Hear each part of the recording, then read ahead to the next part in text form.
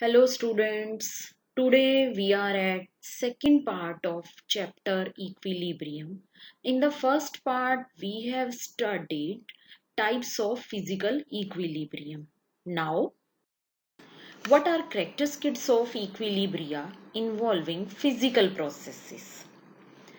At equilibrium, some observable property of the system becomes constant. Equilibrium involving gases can be attained only in closed vessel. This is because if the vessel is open, the gas will escape and there will be no equilibrium. Equilibrium is dynamic in nature. There are two opposing processes taking place at equal rates. At equilibrium, the concentration of the different substances become constant at constant temperature. At equilibrium, there exists an expression involving the concentration of the substance which is constant at constant temperature.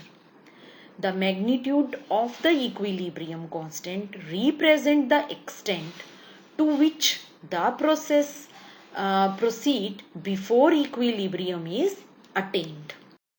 Now, equilibria in chemical processes.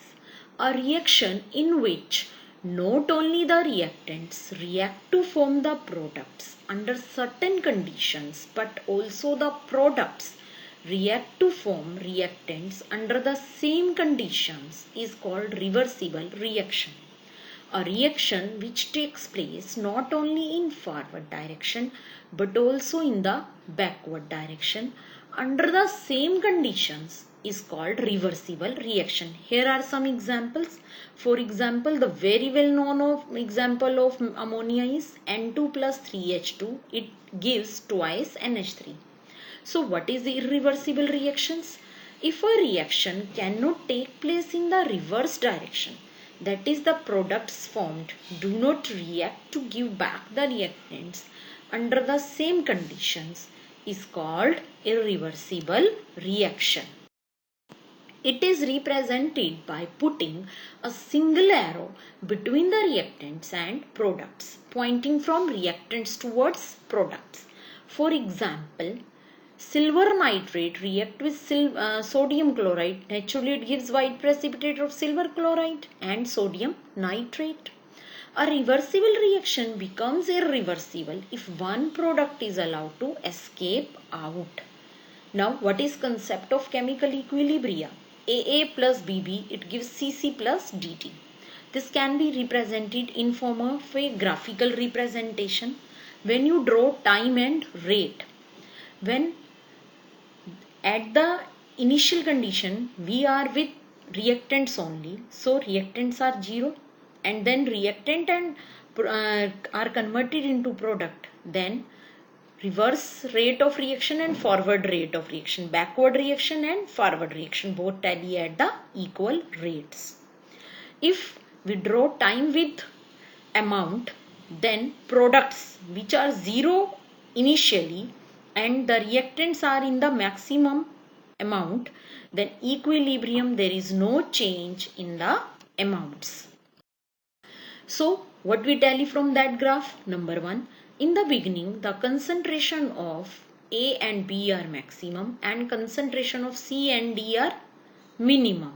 Means reactants are maximum and products are minimum. As the reaction proceeds, the concentration of A and B are decreasing with passage of time, whereas concentration of C and D are increasing.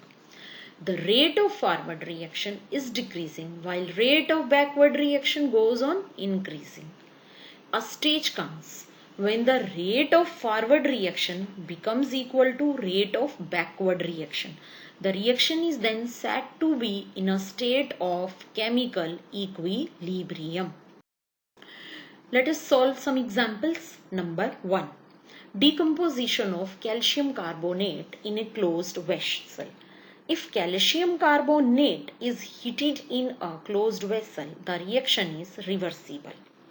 If the temperature of furnace is kept constant and vessel is connected to a manometer, the pressure first keeps on increasing and ultimately becomes constant. Now as much of carbon dioxide is formed from calcium carbonate, the same amount of carbon dioxide reacts with calcium oxide to give back calcium carbonate. The rate of forward reaction and backward reaction become equal. Hence reaction has attained chemical equilibrium. Second example, decomposition of N2O4 in a closed vessel. It gives twice of NO2 gas. N2O4 is almost stable at 0 degrees Celsius and is almost colorless. If N2O4 is taken in a glass bulb which is then sealed and placed in ice, it is almost colorless. If the sealed glass bulb is shifted into a vessel containing water at 25 degrees Celsius, the bulb starts acquiring brown color, which first depends and deepens and then becomes constant. This indicates a state of equilibrium in which concentration of N2O4 and NO2 have become constant. That both represent in the reaction mixture can be tested by increasing the temperature of bulb further when brown color depends and by cooling the bulb down from 25 degrees Celsius when the brown color fades out. Third example, combination of H2 and I2 to give HI. If H2 and I2 are enclosed in a glass bulb at 500 degrees Celsius, the color is deep purple in the beginning, but as the time passes, the intensity of the color decreases and then no further change in color is observed. This again indicates that reaction has attained a state of equilibrium. Now, dynamic nature of chemical equilibrium. When the equilibrium is reached, the concentration of each of the reactants and products become constant. In the reaction between H2 and I2 to form HI, the color becomes constant because the concentration of H2 and I2 and HI becomes constant.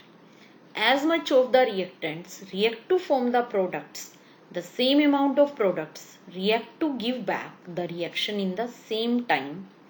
Hence the equilibrium is dynamic in nature and not static. Let us consider an experimental case.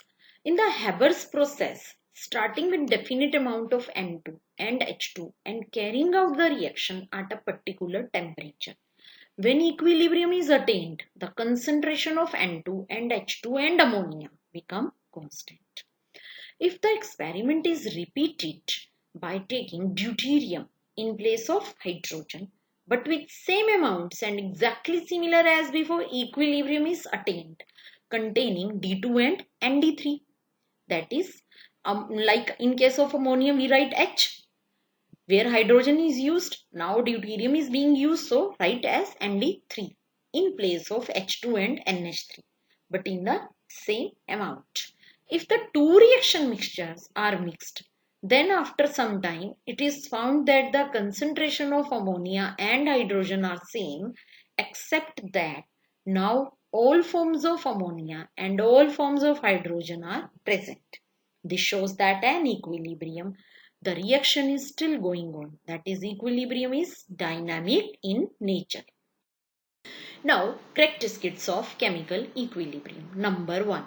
At equilibrium, the concentration of each of the reactants and products become constant.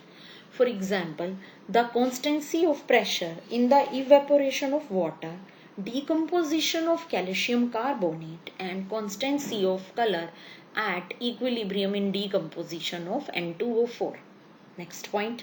At equilibrium, the rate of forward reaction become equal to the backward reaction, and hence the equilibrium is dynamic in nature. Third point. A chemical equilibrium can be established only if none of the product is allowed to escape out. Fourth point. Chemical equilibrium can be attained from either direction, that is, from the direction of reactant as well as from the direction of products.